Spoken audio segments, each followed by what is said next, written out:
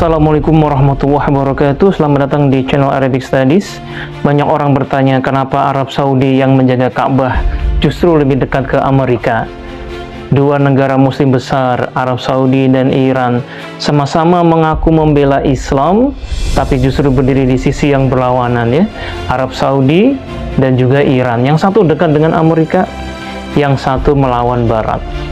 Pertanyaannya, mengapa Saudi tidak mendukung Iran? Ini yang ditanyakan banyak orang. Dan mengapa justru Arab Saudi bersahabat dengan Amerika Serikat? Apakah ini soal perbedaan mazhab atau ada sesuatu yang lebih dalam dari semua itu? Baik, kita mundur ke tahun 1774 di sebuah oasis bernama Dir'iyah. Terjadi perjanjian yang mengubah sejarah dunia Islam antara Muhammad bin Saud, sang penguasa lokal, dan Muhammad ibn Abdul Wahhab, seorang pemuka agama waktu itu. Mereka berdua membuat kesepakatan yang sederhana tetapi revolusioner. Agama memberi legitimasi dan kekuasaan memberi perlindungan. Dari sinilah lahir negara Saudi pertama. Ini bukan sekedar kerajaan, ini adalah aliansi antara iman dan kekuasaan. Namun kekuatan ini tidak disukai oleh Kekaisaran Ottoman, maka pada tahun 1818 Dir'iyah dihancurkan. Negara Saudi yang pertama runtuh, tapi satu hal tidak pernah hancur, yakni ideologi dan ambisi kekuasaan. Dari reruntuhan itu lahirlah kembali kekuatan baru hingga muncul satu nama penting, Abdul Aziz Ibnu Saud. Ibnu Saud bukan hanya pejuang, ia adalah pemain catur geopolitik yang mahir di tengah perang dunia. Ia dengan pandai melihat siapa yang berkuasa waktu itu, yakni Inggris. Alih-alih melawan Inggris, ia justru bekerja sama.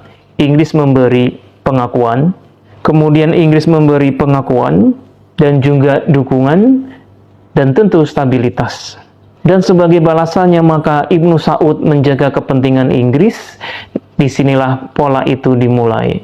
Sebuah aliansi demi bertahan hidup. Tahun 1932 Arab Saudi modern resmi berdiri. Lalu ditemukan sesuatu yang mengubah segalanya, yakni minyak bumi. Kemudian Amerika datang bukan membawa senjata, tapi dengan investasi dan juga perlindungan.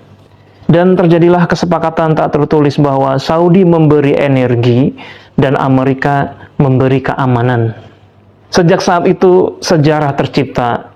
Hubungan Saudi-Amerika bukan lagi sekedar pilihan, tapi sebuah kebutuhan eksistensial. Dulu ketika Ottoman datang, maka Saudi dihancurkan. Dan dari sini mereka belajar bahwa kalau ingin bertahan, maka kami butuh pelindung. Dan sayangnya pelindung itu bukan selalu dari sesama muslim. Hubungan Amerika dan Saudi kemudian terus berjalan. Kami lindungi kamu, kamu suplai kami. Sejak saat itu Amerika dan Saudi bukan sekedar teman, tapi mereka adalah mitra kepentingan. Tahun 1979 kemudian Iran muncul dengan sebuah revolusi, dengan keberanian melawan Barat, dengan keberanian melawan hegemoni Amerika Serikat. Ada satu pesan berbahaya bagi Arab Saudi, yakni kekuasaan bisa berdiri tanpa Amerika. Ini bukan sekedar beda mazhab, ini adalah ancaman langsung. Karena jika Iran benar, maka model Saudi, model kerajaan bisa runtuh. Dan kalau kita tengok apa yang dikatakan Michel Foucault, ini yang disebut dengan governmentality, di mana negara bergerak bukan karena iman, tetapi karena perhitungan.